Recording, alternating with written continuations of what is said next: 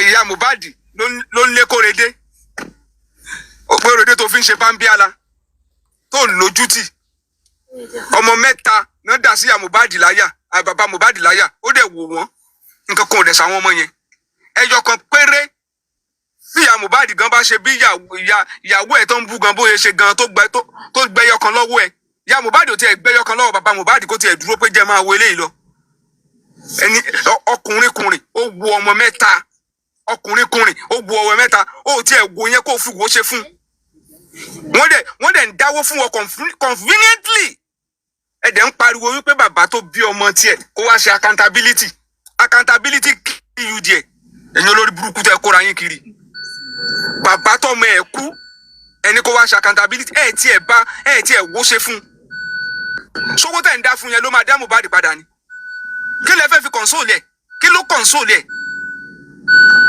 a dẹ̀ sọ fún yín lánàá kódà kí bàbá Mohbad ṣe mistake jù bẹ́ẹ̀ lọ ẹnu wa ò gbà òun lọmọ ẹ̀ kú àwa là ń bá kẹ́dùn ṣùgbọ́n mistake láàrin ara wa a lè máa tùká bọ́ra wa lójú bọ̀ ìwọ template tẹ gbé wá náà wọ̀n fún yín sí náà accountability tó ń pariwo oní kí wọn náà mú wá yín sí náà you said seatbelt accountability yẹn náà ni kò mú wá sí náà wọn bá béèrè letter from presidency lọ́wọ́ ẹ̀ wàá sá lọ wàá tún padà dénjọ́ kejì wàá lọ mú letter from DIG office wá letter DIG to like anybody can write a letter to that office now anybody can write a letter to that office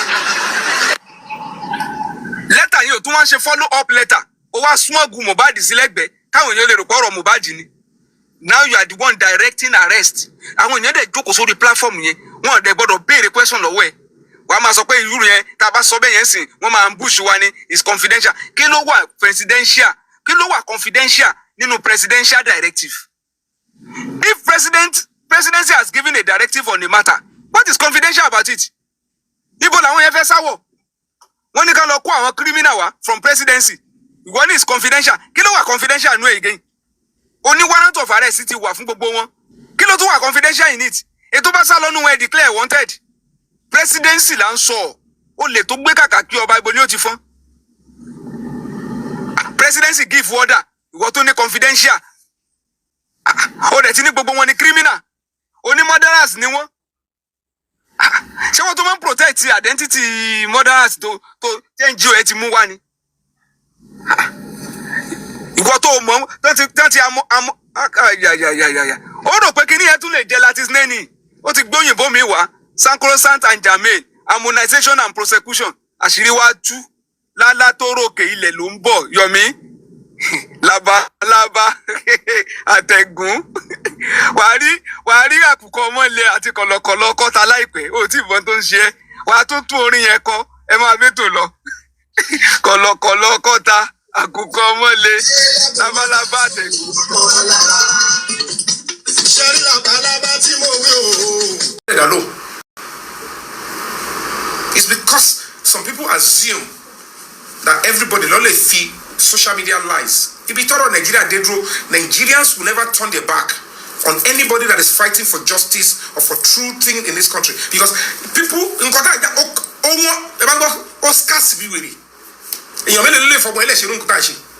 how many people have been submitting their children to do what we are doing? I believe honest Nigerians, Nigeria toto dada, to je po to lawon obi e fi to. Àwa rí ohun táwa ṣe àwa ní nú eru èmi fẹ́ máa bí òun ẹni tí inú eru èmi bá ń bí ẹ lọ́wọ́ dáadáa kò ní kọ̀kọ̀ ó ń fi agídí ló gbà ní because kò sí ohun tó discourage yànjú pé eléyìí pariwo lẹ́yìn Yomi yẹn ò lè Yomi yẹn ṣe kíní kan àdé ń tẹ̀síwájú Dàbọ́lá ẹmọ ìgbà tó fi ń bọ́tà tó ń bú àkọ́ṣe àṣẹ oríṣiríṣi did I stop? I did a press conference ìyá tó bí Mohbad wá attack mi mọ́ bẹ́ẹ̀ pẹ̀lú àdúrà. Did I stop? Adé zone 2. Bàbá ẹ̀ yọjú ní zone 2. Wọ́n rọ́ wa padà sí pàǹtí. Gbogbo àwọn tó kéyìn jáde ẹ̀yìn gòrò. They thought they have a battle, they have a show. Ẹ will be manure. Whether they support me or they against me, wọ́n gbọ́dọ̀ fi mi ṣe show. They said it was over. Only yẹn àtẹni tó wá owó wá. Tí gbogbo wọn yẹn sọ pé it's over. Ẹni tó dúró ti bàbá ọmọ wọ́n dá wa padà sí pàǹtí ó dé bọ́ta ó ní game over ó ní is dead on arrival didn't stop. Àwọn yẹn gangan lógún. Gbogbo àwọn tẹ́ rí àwọn kọ́ lógún. Àwọn ogun ni pé èèyàn gbé kéèsì lọ sórí di assistant inspector general of police. Mo lọ fẹjọ́ commissioner of police, mo lọ fi sun AIG. AIG arrest àbúrò Mohbad pẹ̀lú ọ̀rẹ́ Mohbad. Ìyá Mohbad wá bá mi jà ń bẹ̀. Physical ìjà. Lẹ́yìn tó ti bá mi jà ní press conference tó fẹ́ pa mí síbẹ̀. Tí King White yẹn ṣe oríṣiríṣi. I still went on. Ó tún wá face mi mọ́nu zone 2. Wọ́n tún lo gbogbo agbára tó máa lò. Wọ́n lo gbogbo owó. Wọ́n lo gbogbo everything. In spite of that, bó ṣe ń ṣe yẹn, wọ́n pè mí lólè, wọ́n bá mi lórúkọ jẹ́ platform to platform. I have to just continue to fight. Ara mi mo rí. Because kò ń ṣe àwọn ẹranko ló ń bú mi lọ́dà side yẹn. Àwọn èèyàn náà ni. And they did all of that. Lára àwọn tó ń tọ̀ yín pé àwọn jọ ń ṣe, wọ́n máa jáde díẹ̀díẹ̀ ni. Because n tó bá ti bá àwọn èèyàn tó bá ti lè contain lára, n tó máa ń padà já sí lélẹ̀. Tára bá ní wọ́n, the true colours will come out. Only ẹ̀yin tẹ́ bá ní common sense, IQ to guarantee that they were honest. Lẹ́bàá wọ̀ pé no. This is sad. Because ẹ máa bá nǹkan dé stage bẹ́ẹ̀ wọ̀ pé so this is who really you are. I will be consistent. Time I feel like justice for Mohbad. At the end of the day, look at the pressure continue. Mo fi lé àtọ̀nà sílẹ̀. A tún face Abuja. Abuja ta lọ yẹn mi ìbèrè owó lọ́wọ́ anybody. Abuja ò ń ṣe sáré lọ yaso. Kò ṣe bí tó ti lọ yaso. Abuja ò ń ṣe bí kò mo fẹ́ sáré lọ ra tomato. Ẹlòmíì kó tó di pé Ọlọ́run gbàdúrà ẹ̀ kó tó kúrò lórí Nàìjíríà kò rówó tíkẹ́ẹ̀tì lọ Abuja yẹn lẹ́ẹ̀kan rí. And then I went there. What people don't understand is tó bá lórúkọ tó bá dé stage kan ló máa ní institution tó bá dàbí human rights institution. It's like an edifice. What people don't know is that Break the Silence Foundation is like Amnesty International àbí kankan. Owó ló máa jẹ́ kó expand. The structure and the abstract structure is there. Kọ́lọ́n bá kó bá fowó kẹ́yìn lọ́rọ̀ wa. I will pursue it. I should do a embassy in Luimbo. They mocked it.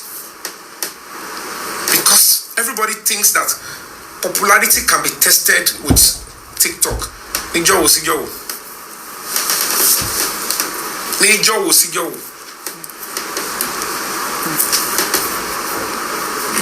Mandela wasn't loved for 27 years. Only people stood with Mandela.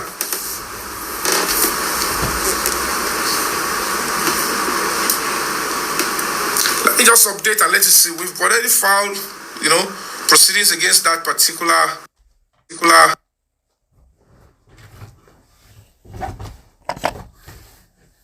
criminal complaint against Jokege, the Homicide Department, FCID, by Break the Silence Foundation and Yomi Fabiyi. So we've instituted the complaint. So the full petition was from Break the Silence Foundation, and we have officially instituted. We are going to. So I want to actually my tampo because they've committed a whole lot of crime.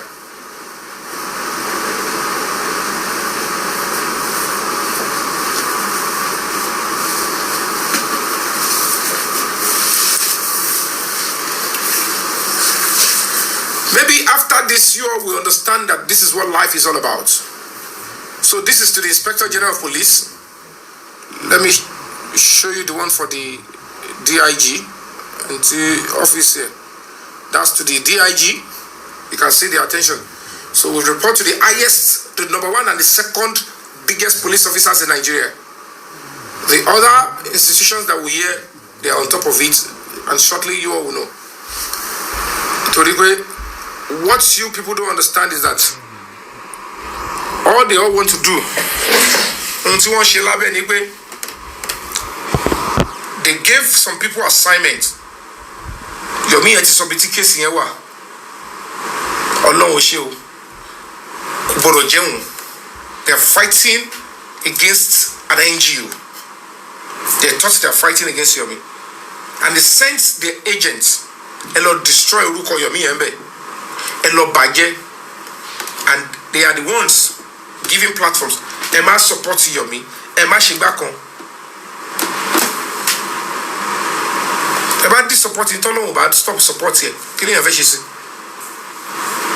If God says continue, I will present them, they will support you. Okay, Bonobomi. And at the end of the day, they did all they could. Ati Juelobalo, I Tolobabo. And somebody must pay. One or two persons must pay severely for that act.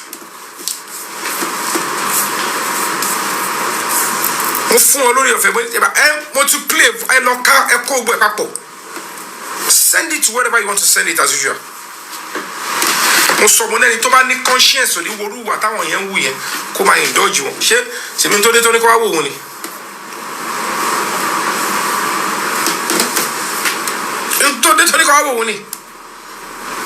I'm not asking you to do anything. I'm only suing you to the court of conscience. If you don't like me, it's your cup of tea. But trust me, I just need people that are very sensible. I want to let you come. Tomo pe, baby she why? You party on jet. Maybe only lot talk. All of my get me rebellion boom very. They will be critical of me. Or into my mommy, he was okay. Let me start looking for what they are doing. Hello, budget. Or no one again.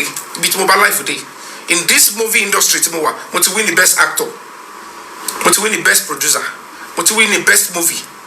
Want to fi film kole, want to fi ramoto, want to fi lo loyinbo, want to fi bimo, want to fi share, want to fi town bibi, want to fi ran yan lọ́wọ́, want to fi dayan lókòwò, want to fi la pio pio.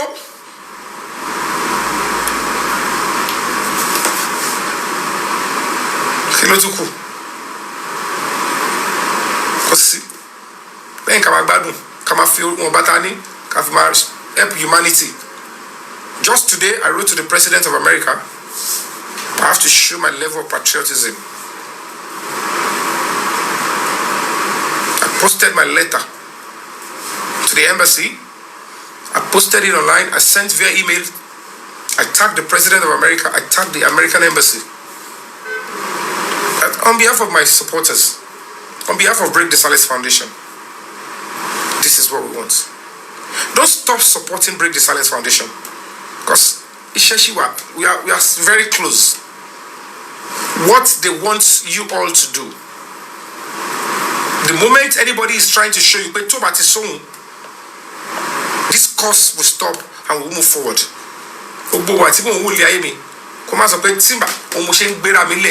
I came down from my high horses. It doesn't have to be true me. Ṣùgbọ́n tó máa mú mi kí n wà pé tí ó bá ti sí mi kò ní lọ. Kí n wúrú wà yẹn sọ́nà. Àbí ẹni tí mo mọ̀ pé ó ń gbìyànjú àti ṣe kíkiri yẹn ṣe ní ṣe. Mo fẹ́ bó ṣe jẹ́, you cannot play God in my life. You are not God. Oh, kì í ṣe Ọlọ́run. Èmi o, mi ò lè sẹ́lò mi o. And I must say this clearly. I am not afraid to lose anybody. I am not doing this because I want money. I'm not doing it because I want fame. Because I needed money to execute so many of these tasks. It's because you still have some imbalance in your brain.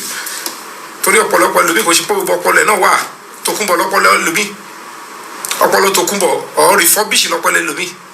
So when they look at the task we need to do to get to where we are, they will be thinking a minimum need people that are genuinely it's not for me, it is for a good cause. I'm just like a vessel.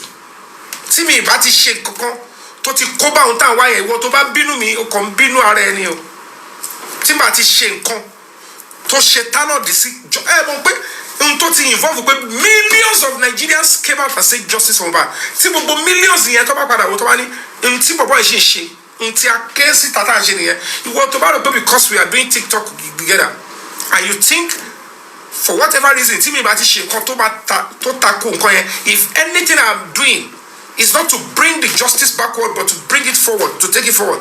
Tobashi Wambinumi, you have a serious problem. Check yourself. I'm an actor, but actor to me needs different definition. And it's you about him to get toddler. You know, or Tonike or near actor could get actor. Could one substance like because you are fighting for a cause that not everybody can travel that journey.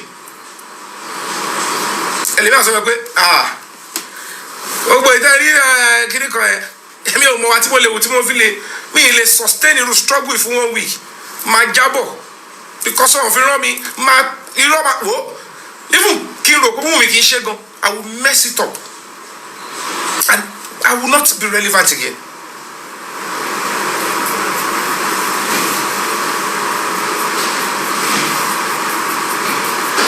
Me if I go be down local create bad talk guy and two bad say mommy bad day ibe katoro mo se bi meji meta e fe roga wa si shito pe tori mi ni rin idoti o. Trust me, I'm telling you for free. I see everybody. I know who they are. I know what they've done. Only when you can with prepare mind that on a good day, tabati Europe, my NGO needs fund. Koyakin Chrome bit mo wayi. Koyak anybody here see kori mi ton. Obaloma ye ka yeri waton. See finish ni gbogbo nde ri yen. Because on a very good day, tó bá jẹ́ pé mo prepare kí n tó wọnú justice mo bá rí pé kéèsì mo fẹ́ ṣe tí ó ṣe pé mo kọ̀ rí pé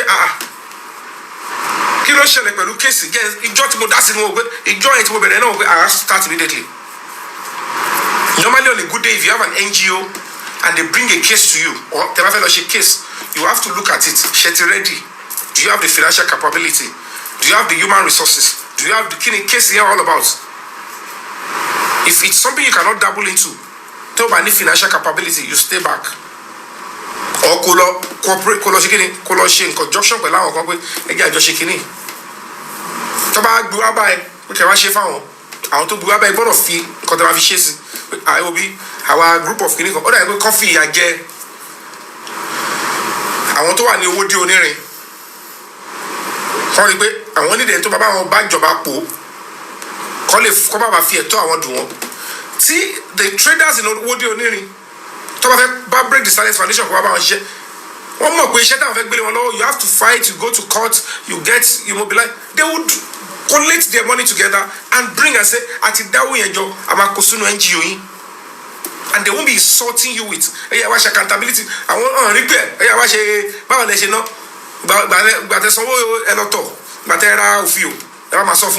It's disgusting. That's why NGOs will not force people to donate. Because Centrally Bought as a way were forced. Or one blackmail support. Anybody, anything is voluntary. You must see the conviction. And I'm very happy that today anybody could change their mouth. I'm not going to be surprised by anybody's dwindling personality. Why should I be surprised? At the Bible, at the people betray, people backstab for no reason. Judas to be betrayed. When Peter was going to deny Jesus, not like Jesus. Wọ́n jẹ́ pé àlàyé nígbà tó ti gbọ́ tó yẹ kó ti pray harder kíkíní ẹ lè fún ẹ you didn't do anything. When Pilate saw that they brought Jesus to wọ́n kóra wọn jọ pé àní ẹ jẹ́ ká pàṣẹ kò gbọ́dọ̀ jẹ́yàn wọn they thought they are doing Jesus. No wọ́n ṣe pọ̀ àwọn náà wọ́n kọ́kọ́ wà pẹ̀lú Jésù but they couldn't stand it. Mọ̀ pé má jẹ́ mu ni. When the king saw the but I found this man to do nothing. Only boy bita bade ya wala po yi se wa ni majority carry the vote. And okay fún alẹ́ ni tó jalè ẹ pa Jésù.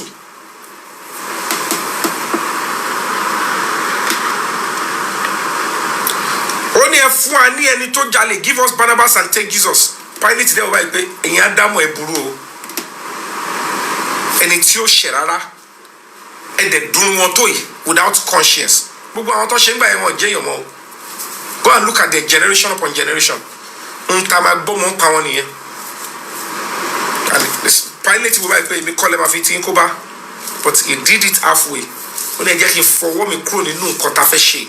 He washed his hands. But tó bá fọwọ́ ẹ̀ ṣó lè fẹ̀rí ọkọ ẹ̀. When Pilate washed his hand, can he wash his conscience? Mi ò ń ṣe ní àárín fi o. No matter how you see me finish, kò sẹ́ni tó lè rí mi tán. Torí oore àti respect ni mo ní fún Nigerian public and for the cause of humanity and human rights.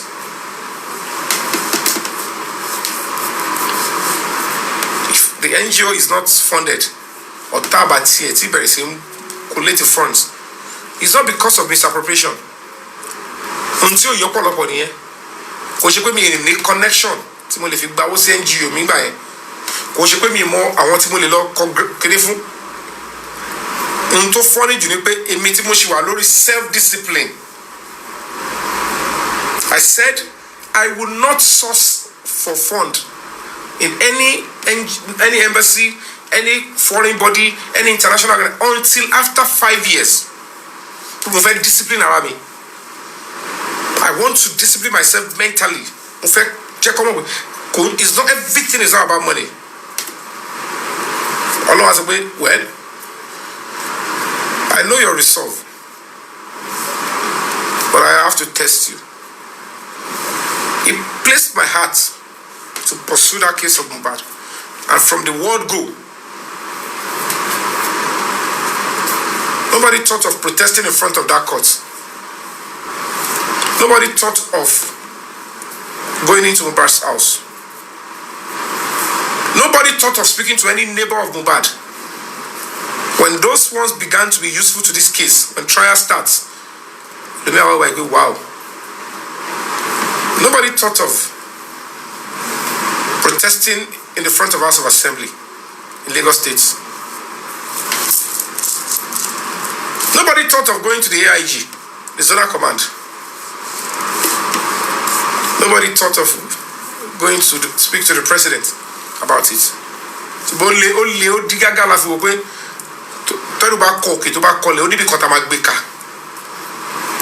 That is the resolve of an honest person, irrespective of whoever to work for Mohbad. Tell me one justice for Mohbad. To ba lórúkọ torúkọ ba ní kimi, to ba terisi, wa life for life, mo follow abura. 3 weeks after, o ma gbé kuru jẹ lọ́wọ́ Ìbọ̀rà. Wọ́n ṣe ògùn gan o.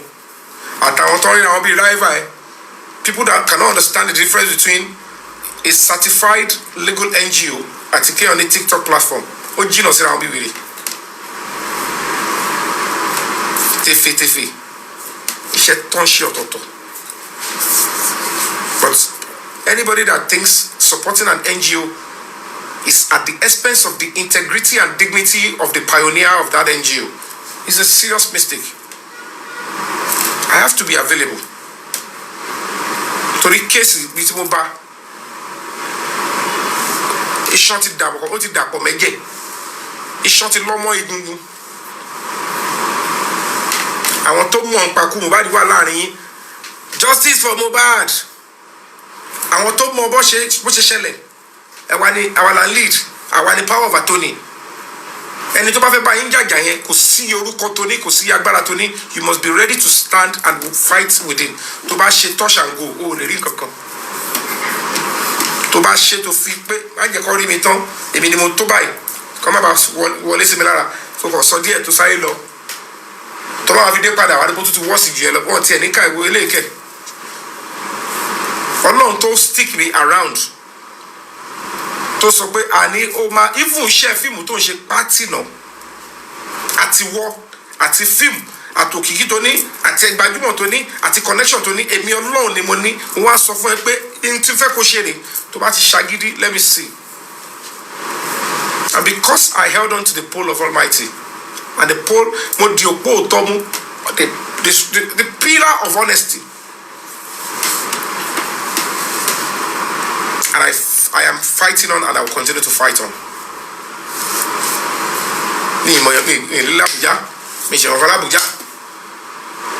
But God was coming through. After I protested, I did that. Remember, 2 years anniversary. They all distanced themselves. But we did it. We spent millions.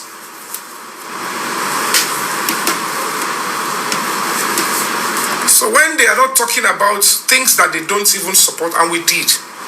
I mean, it's DJ Egba Koto Gbe DJ at the stage. I love very low. I mean, card also.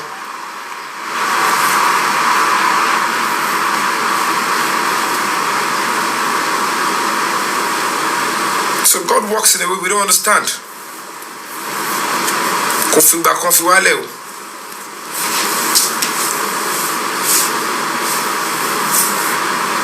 Spending is Abuja now. If the president of the country says that is it, and the force headquarters are saying this is it, they are dealing with the Attorney General of the Federation.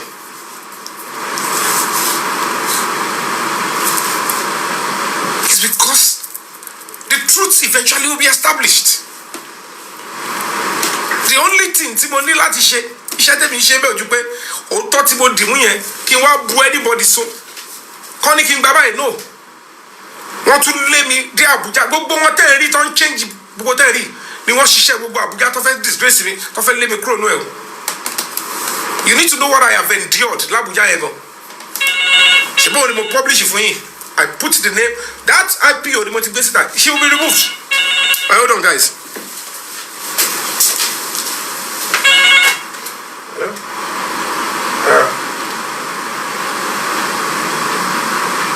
Mo jẹ́ lẹ́kọ̀ọ́ ẹ̀mú bọ̀.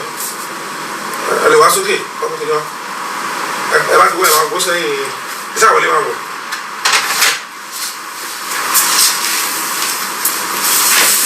So, gbogbo yín rò péré ni.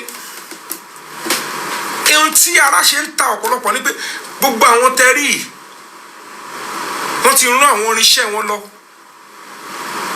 Ẹ̀yin lẹ máa ṣiṣẹ́ fún wa. Ẹ fún igbe, ẹ má support ẹ mọ́. Ẹ dẹ̀ lọ bá ṣẹ́ yẹn jẹ́ ibi tó wà lọ́hùn. Ẹ yá ìjáàkì ẹ mọ́ lọ́wọ́. Kò sí ẹ wọlé sáàrin àwọn tó ń ṣe kéèsì yẹn. 1 or 2 of them ó máa ní price. Ẹ negotiate pẹ̀lú wọn. Back case again. They thought it's going to work. And I said no. When they thought they could deceive all of you, and when I was shaking, I pushed everything out. You saw that we already spent the overall money. They lack dignity and integrity. They think everything is about social media. Pelutani atitani. Do you know what I stand and what I represent? I don't look for all those junks. To ba build orúkọ ẹ lórí òótọ́. Kò sí orúkọ yẹn ṣe fẹ́ kéré tó. Iṣẹ́ tó ń ṣe gidi ni mo ṣe tí mo fi ní orúkọ tèmi ni. Mi ò fake ẹ rí. Mi ò ṣogun kìkì. I have a raw orúkọ tí mo ní ó raw. Òun ni mo ṣe lè gbèrìn báyìí mo ṣe gbèrìn. Torí pé gbogbo ohun tí bá ti ń gbé orúkọ mi rìn tí bá ti ń gbèrìn lórí òótọ́ tí mo dẹ̀ fi kọ́ Ọlọ́run lọ́rùn nǹkan kan ò ní ṣe ìwọ tó bá rò pé it is over lọ́nà máa sọ pé ṣe ti ṣe tán. Ó farabalẹ̀ ni. This is my anointing. He is my anointed. Actor mélòó ló lè máa pariwo orúkọ ẹ̀ láti ìgbà yẹn. Gbogbo àwọn tó ń pè mí lólè òbá tí competition lọ́bì kọ́kọ́ lọ́pàá pè mí kí n gbọ́ lólè ní ẹ̀. Wọ́n ò rí kankan ṣe. Ẹ bèrè pé kí wá làwọn ọmọ wọn ṣe. Mo dá àwọn tó jẹ́ pé wọ́n wá Nàìjíríà bí wọ́n yọ wọlé wá ní ẹlẹ́wọ́ wá ń gbọ́ ẹlẹ́yọrọ́. Wọ́n yọ jáde padà. Because they are telling you àwọn ò lè kú fún justice for Mohbad. Ẹni tí ó lè kú fún justice tó lè gbé ojú ẹ̀ jáde tí ó lè jà. Tí ó lè àwa sọ pé I am deceiving, I am this, I am that. Come and work with your name, carry on.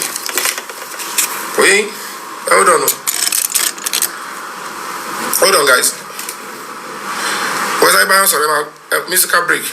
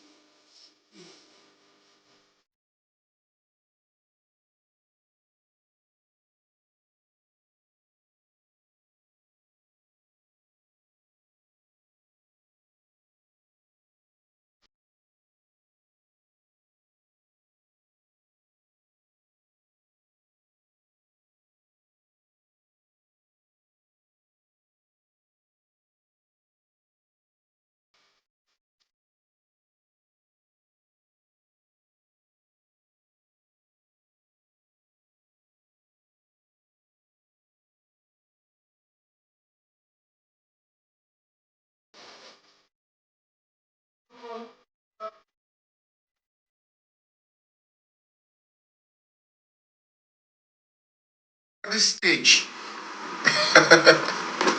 if at this stage, àdúrà ò wá ṣubú mi, ìyá Mohbad àrí kó bú mi mọ́, even King Whitey well o, Dàmọ́lá tó ń bẹ̀ well o, all of them, then who are the anti-justice? Then you should start seeing yourself. This critical moment, so much about your mental problem. You are seeing an actor and it told you to face to loruko with a classic, a very active certified human rights organization. Totuwa mu result jáde on shelo in a cost. Tell you no if except you are devilish and wicked and you are evil, le matuma shetano de pe egba kuro nbe awa ni ke fi síbẹ̀. Ru ara wo le fe ma gbada yin. It's because people are disgusting. They think everything is about doing fracas social media. Ta le fe bu, ta le fe shara bu fu. Ta ni gbogbo yen. Tebi ba npa yin e wonu ìṣàsùn. E meron tó bá wù yín be ke je ìṣàsùn tẹ́ bá ní. Ní ìṣẹ̀ràn anybody lè mú jẹ tí ó ń ṣe pé wọ́n ló ní ìṣàsùn mi. Ìyá mi ló ní ìṣàsùn mi. Wàá kábàámọ̀. Mo fi Ọlọ́run bá búra. Mo fi Káàbà búra. Lọ bèrè ni. Oh, really sọ fún yín dáadáa. If at this critical moment, people expect pé kọ́ díẹ̀ karama káwọn nú ẹlẹ́gbàá kó má ké. Ìkànnì ìròyìn ẹni bìíní tó ń tọmọ wọn ní balùwẹ̀. Ẹnọrú èmi ẹni kì í má ké. Ẹnọmọdé ẹni àánú ẹ̀ ẹni kò má ké. Ẹ̀yin gangan ní ìka.